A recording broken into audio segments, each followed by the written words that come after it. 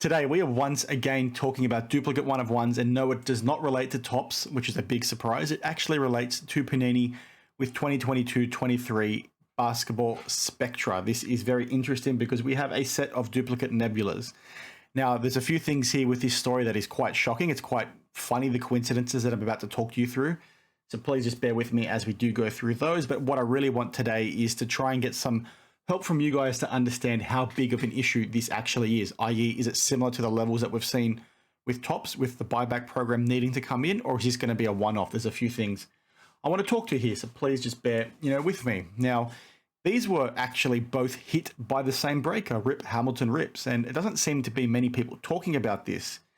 And what's interesting is the fact they hit the same player, and it wasn't in a relatively short period of time. They hit the card a month apart, which is a bit strange in my opinion. It just talks to how weird of a coincidence it actually is. So as you can see here, on the 1st of September, they pulled a Cameron Johnson Nebula 1 of 1 as part of a break they were doing on Whatnot.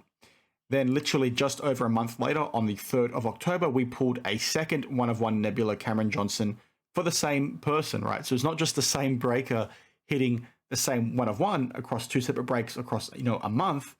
The person that bought into that break was actually the same person both times, which is really coincidental. Obviously, when you see stuff like that, you find it a little bit hard to believe. Now, I'm assuming this person, is a fan of this player or fan of the Nets, as an example, so they just kept buying into that team spot. But it's pretty funny how you've got, not only the same card hit twice by the same breaker, but they also went to the same person a month apart. That's pretty funny. And what's interesting here is they've made then comment going on, are we going to see a Spectra 1 of 1 Nebula buyback? And what I find really interesting here is that, from my understanding, this is the only 1 of 1 Nebula that we've seen from this set. And that's worth keeping front of mind because this came out, I think, on the 29th of August. So it's been out, for well over a month now. And this is the only one that's come across my plate. So I'm really keen for you guys to do a bit of research out there to see if you've seen any others or if you know of any others or anything like that. Basically put it in touch with me because it would be very odd for only, a single duplicate to make its way into a product, right? Like we've seen with the whole Topps situation, typically you see a big mistake like Topps made, right? Because you've essentially got a whole sheet's worth of cards accidentally making it into the product, right? Whereas this one, you've essentially only looking like you've got one going into the product. And when we've had other instances of duplicate 1 of 1s in the past, like I've talked to with the whole Patrick Mahomes stuff, some of those were patch swaps, so they weren't really 1 of 1s. And then some of those were also backdoored, right? They were stolen because they were the replacement cards, set aside by Panini that somebody took.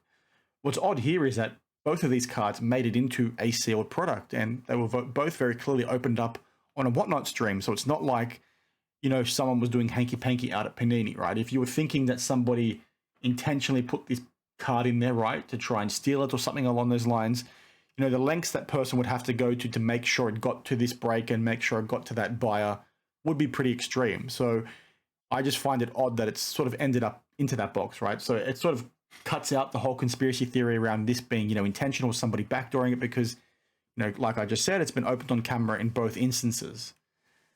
It's just a very, strange one to happen the way that it did. And it's cool that we've got it caught on camera now because sometimes you see some of these 1 of 1s not even get hit. So the fact of seeing it happen on camera twice is really, really good.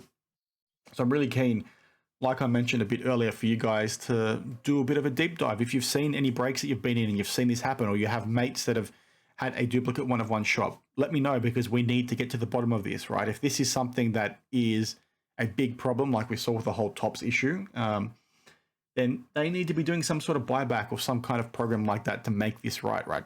Having, duplicates enter the market, like I said before, ruins the integrity of that 1 of 1. It makes it sort of redundant.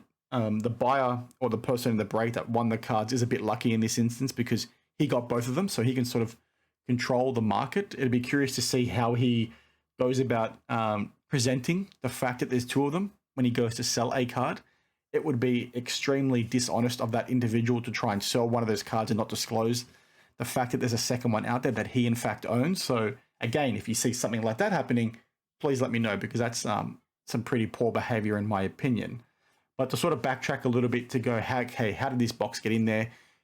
I'm not sure if Spectra is hand-packed. I'm fairly certain it's not. I'm fairly certain the only Panini products that are still hand packed, i.e. not going in through a randomizer and putting the cards into the boxes and packs themselves automatically.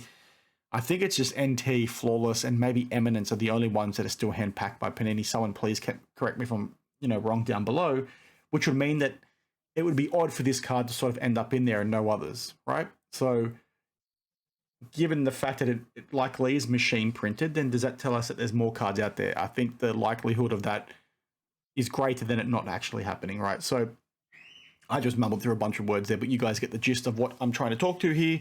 Just a very quick video today because I wanted to bring that to your attention. Like I said, let me know if you see anything else within the hobby that you want me to talk to, right? My email is down below. My DMs are always open. Sometimes it can be a bit slow for me to respond, just given the time zone difference and then also the number of DMs I get. A lot of people do reach out these days, which is really, really cool. I'm not trying to say I get too many or anything like that. I really am grateful for everybody reaching out. But if there's things you want me to talk to, please, have a chat with me because I'm always open, like I said, to talk to this sort of stuff and raise this kind of stuff within the hobby as well. I was at a card show in Sydney yesterday. I was on a panel, which was good fun.